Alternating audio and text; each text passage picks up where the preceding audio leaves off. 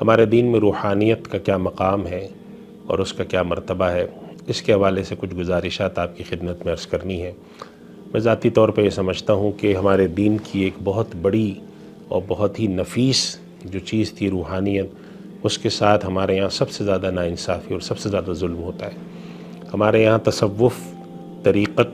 اور شریعت اس کے پر گفتگو کی جاتی ہے کہ شریعت خدا نخواستہ کوئی الگ چیز ہے، طریقت کوئی الگ چیز ہے، اور ہمارے یہاں روحانیت سمجھا جاتا ہے کہ انسان جو ہے وہ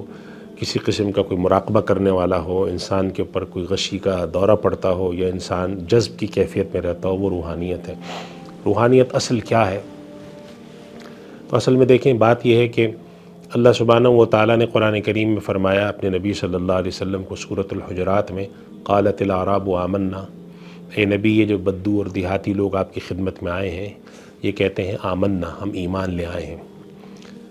تو آپ صلی اللہ علیہ وسلم کو اللہ تعالیٰ نے ارشاد فرمایا کہ آپ ان سے کہہ دیئے لم تؤمنوا ولکن قولوا اسلمنا، تم ابھی تک ایمان نہیں لائے ہو لیکن تم یہ کہو کہ ہم اسلام لائے ہیں۔ ولما يدخل الایمان فی قلوبکم، یہاں پر ایک بڑی لمبی بحث ہے علماء نے کی ہے، مفسرین نے، کہ وہ لوگ مسلمان ہو گئے تھے تو ہم تو یہ کہتے ہیں کہ ایک آدمی اسلام لایا، ایک آدمی ایمان لایا۔ تو ہمارے یہاں اس بات پر مفسرین کا اتفاق ہے کہ اللہ تعالیٰ نے یہاں پر جو بات ارشاد فرمائی ہے وہ ایک الگ بات ہے۔ اللہ تعالیٰ نے یہ بات ارشاد نہیں فرمائی کہ اگر کوئی آدمی کلمہ پڑھ لیتا ہے تو وہ مومن نہیں ہے یا مسلمان نہیں ہے، وہ مومن ہے، مسلمان ہے، لیکن ایک الگ بات کی طرف اشارہ فرمایا کہ کلمہ پڑھ دینے سے تو تم نے اللہ کے آگے اپنے سر تسلیم خم کر دیا ہے، اللہ کو خدا مان لیا ہے، نبی کو نبی مان لیا ہے، لیکن یہ کافی نہیں ہوتا۔ وَلَمَّا يَدْخُلِ الْإِيمَانُ فِي قُلُوبِكُمْ، ایمان دلوں کے اندر جب تک نہیں جاتا اس وقت تک ایک آدمی صحیح معنوں میں مومن نہیں ہوتا۔ اور اسی طرح کی باتیں ہمیں نبی کریم صلی اللہ علیہ وسلم کی ان روایات میں ملتی ہیں جس میں آپ فرماتے ہیں کہ تم میں سے کوئی شخص اس وقت تک مومن نہیں ہو سکتا جب تک کہ اس کا پڑوسی اس کی شرارت سے محفوظ نہ ہو، یا تم میں سے کوئی وہ شخص کامل مومن نہیں ہو سکتا جب تک کہ اس کی خواہشات میرے لائے ہوئے دین کے تابع نہ ہوں۔ تو یہاں مراد کیا ہے کہ ایک آدمی زبان سے مسلمان ہے، کلمہ پڑھتا ہے، مسجد بھی جاتا ہے، لیکن دل ایمان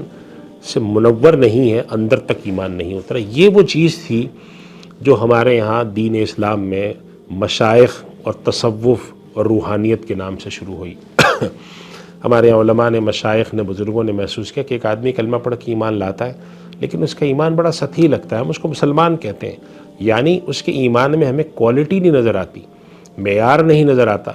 بس ٹھیک ہے ایک آدمی مسلمان ہے، اور انسان دنیا کے ہر کام میں معیار پسند کرتا ہے، انسان کھانا کھانے میں معیار پسند کرتا ہے، پھلوں کے خریدنے میں معیار پسند کرتا ہے، کپڑوں کے اندر معیار پسند کرتا ہے، علاج معالجے میں پسند کرتا ہے، تو ایمان میں کیوں نہ کرے؟ یہاں سے ایک تصور شروع ہوا کہ ایک آدمی ہے جو اللہ پر ایمان رکھتا ہے، نبی پر رکھتا ہے، فرائض کی تکمیل کرتا ہے، اندر ایمان نہیں ہے۔ اندر ایمان نہ ہونے کے نتیجے میں اس کا تعلق مع اللہ اتنا مضبوط نہیں ہے، صحابہ کرام کے رضوان اللہ علیہ مجمعین کی طرح کا ایمان نہیں ہے کہ جو ایمان اللہ کی راہ میں سب کچھ خرچ کرنے پر آمادہ ہوتا تھا، جس کے اندر ایک وقت کی اگر نماز کی تکبیر اولیٰ فوت ہو جائے تو دل میں غم طاری ہوتا تھا۔ یہاں پر تو انسان بڑے بڑے گناہ کر کے بھی خاموش رہتا ہے، ٹھنڈا رہتا ہے، کہتا ہے میں تو مسلمان ہوں۔ یہاں سے تصور ہے روحانیت کا کہ ایک آدمی کو لا کر اس کو ایک خاص قسم کی تربیتی عمل سے گزارا جائے اور اس سے کہا جائے کہ تم مسلمان ہو، تم مومن ہو، تم فرائض کی تکمیل کرتے ہو، مگر یہ کام سے گزرو تاکہ دل کے اندر ایمان داخل ہو، عبادت کرو، ریاضت کرو، اللہ سے تعلق قائم کرو، روحانیت پیدا ہو۔ یہ ہے اصل تصور روحانیت کا، اللہ سے تعلق ہو، خدا کا حکم دنیا کے حکم پر غالب ہو، خدا سے تعلق ہو، دنیا کی رغبت کم ہو، ایک خاص کیفیت کے ساتھ وہ اللہ سے تعلق رکھتا ہو۔ صحابہ کرام کے حالات پڑھتے ہیں کہ زخمی ہیں، نماز میں کھڑے ہوئے تیر نکال لیا گیا، ان کو احساس نہیں ہوا۔ یہ اس طرح کے جو بڑے واقعات ہوتے ہیں جس کو سن کر ہمیں حیرانی ہوتی ہے کہ کیسے ممکن ہے۔ یہ ایسے ممکن ہوتا ہے جب ایمان کی پرورش کر کے اس کو دل میں مضبوط کیا جائے، جاگزیں کیا جائے۔ یہ اصل تصور ہے تصوف کا، روحانیت کا، کہ شریعت کا ایک ظاہر ہے، مسلمان ہے، نماز پڑھتا ہے، لیکن اندر نہیں داخل ہوئی، اندر سے نہیں ہے تعلق مع اللہ، نہ وہ تہجد کے لیے وہ اٹھتا ہے، کہ جس طریقے سے اللہ سبحانہ و تعالیٰ نے منافقین کے بارے میں فرمایا کہ وہ نماز کے لیے آتے ہیں بالکل ہی ولا یاتون الصلاۃ الا وہم کسالى، ڈھیلے بالکل، بھئی کسی طرح سے اس سے جان چھڑاؤ نماز سے۔ ایک ہے رغبت سے نماز پڑھنا، ایک ہے نماز کو فرض سمجھ کے بس کسی طرح ٹالنا۔ یہ کیفیت، یہ کام کون سکھائے گا؟ یہ سکھانے کا جو مشائخ کا بنیادی طور پہ کام ہے روحانیت والے حضرات کا۔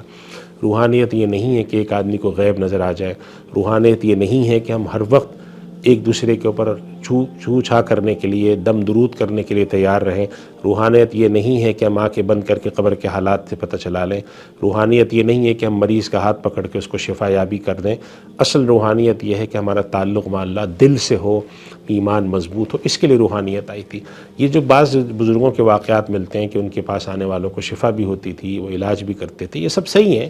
اس سے انکار نہیں ہے، لیکن مقصود دین یہ نہیں ہے۔ آج ہم نے مقصود دین پلٹ دیا ہے، لوگ آتے ہیں بزرگوں کے پاس کہ جی میرا فلاں کام ہو جائے، میری فلاں چیز ہو جائے، میرا ایمان مضبوط ہو جائے، ایمان دل میں چلا جائے، اس کی فکر نہیں ہوتی۔ اسی طرح لوگ بزرگوں کے مزار پہ جاتے ہیں، وہاں جا کر اس طرح کی چیزیں کرتے ہیں۔ تو روحانیت کو، اصل کو سمجھنا چاہیے کہ دین کے ظاہر کو دین کے باطن اندر تک اتار دیا جائے، انسان سوچے، انسان دیکھے، انسان بولے، انسان خواہش کرے تو دین کے تحت کرے، خدا کے حکم کے تحت کرے، یہ اصل روحانیت ہے۔ اللہ تعالیٰ میں اس پر عمل کی توفیق عطا فرمائے۔ وآخر دعوانا الحمدللہ رب العالمین۔ سوشل میڈیا پر سب سے قدیم اور سب سے ریلائبل برانڈ درسقرآن.com